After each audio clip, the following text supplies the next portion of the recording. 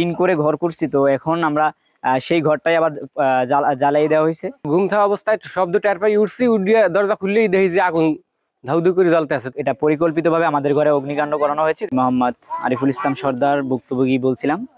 গতকাল রাতে দুর্বৃত্তরা আমার বসত বাড়িতে অগ্নিকাণ্ড ঘটিয়েছে। আমি আমার ফ্রেন্ডের বাসায় রাত্রে ঘুমান্ত অবস্থায় ছিলাম। হঠাৎ করে আমার মামতো ভাই আমাকে ফোন দিয়ে বলতেছে তোমাদের বাসায় আগুন লেগেছে। তখন আনুমানিক রাত 2টা 30 এরকম। আমি আসতে আসতে প্রায় 3টার মতন বেজে গেছে। তো আসার পর দেখতেছি আমার এলাকার মানুষজন যারা আছে সবাই মিলে আগুন নিবানোর চেষ্টা করতেছে। তো এক পর্যায়ে আগুন নিবানো সম্ভব হয়েছে। ফজর নামাজ পড়ার পরে দেখতেছি আবার আগুন আবার জ্বলে উঠছে। তখন আমার মামা ছিল পাশে, সে মোটর দিয়ে সে পানি নিবানোর চেষ্টা করছে। আমরা যেটা সন্দেহ করছি যে আমাদের সামনে একটা জ্বালানা এবং পিছে একটা জ্বালানা, 2টা জ্বালানা থেকে তেল জাতীয় অর্থাৎ অকটেল বা পেট্রোল যে এই জাতীয় যেগুলো আছে এগুলো নিক্ষেপ করা হয়েছে। কারণ আগুন নিভাতে খুব কষ্ট হয়েছে, এই 2টা পয়েন্টের আগুন খুব নিভাতে কষ্ট হয়েছে। আর দীর্ঘ 3 বছর 3.5 বছরের মতন আমার মা বাবা বাড়িতে ছিলেন না, তারা শহরে ছিলেন।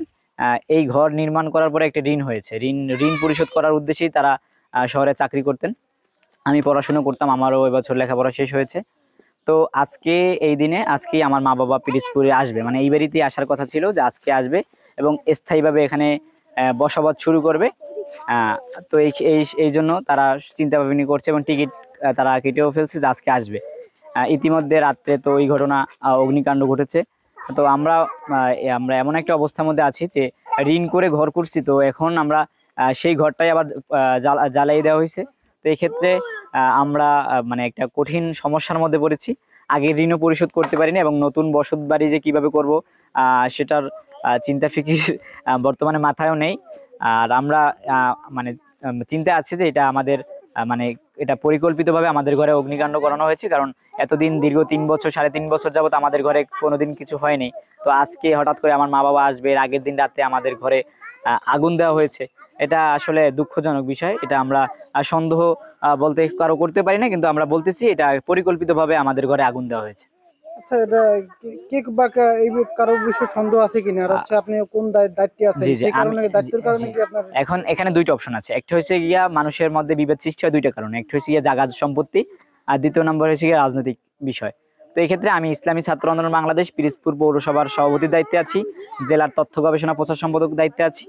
তো আমার সাথে কোনো দল বা কোনো ব্যক্তির কোনো পার্সোনাল কোনো দুঃসম্পর্ক নাই, বা আমার সাথে এরকম হওয়ার কোনো চিহ্ন আমি দেখি না যে এরকম হবে।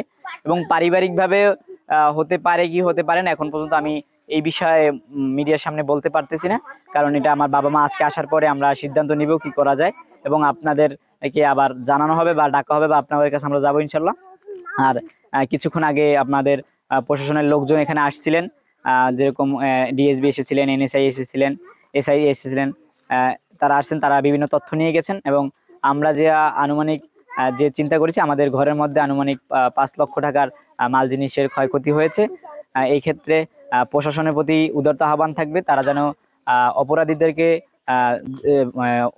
অতি তাড়াতাড়ি গ্রেফতার করে দৃশ্যমান শাস্তির ব্যবস্থা করে বা জরিমানার ব্যবস্থা করে। এবং প্রশাসন যেন সর্বদাই আমাদের পাশে থাকে। সাংবাদিক ভাইদের কাছে একটি কথা থাকবে, তারা যেন এই নিউজটা সর্বস্তরে পৌঁছে দেয়। আমরা ঘুমছিলাম, আমরা ঘুম থাকা অবস্থায় শব্দ টের পাই উঠছি, উঠিয়ে দরজা খুললেই দেখি যে আগুন ধাউধু করে জ্বলতে আছে। তখন আমরা বাইরে লোকজন সিরের দল জড়ো করছি, জড়ো করিয়া মসজিদে খবর দিয়ে মাইকে খবর দেওয়ার পর সমস্ত লোকজন আইয়া আগুন নিয়ন্ত্রণ আনছে। এখানে বাস করতে হলো আপনার এই যে আরিফের মানে ফ্যামিলি, ওরা দীর্ঘদিন পর্যন্ত বাসায় ছিল না, না থাকার কারণে ওরা আসবে। আজকে শুনছি যে আজকে বাসা আসবে। তো রাত্রে আর কি হয়তো 1:30 কি 2টার দিকে আর কি হয়তো আগুন সংযোগ হয়েছে। এরপরে আমরা মাইকে শব্দ টের পাই, আমি বাড়ির বাসার থেকে আসছি, আসে তো দেখি আগুন জ্বলে। তো পরে সবাই সাথে মিলে আর কি আগুন নিয়ন্ত্রণ হলো।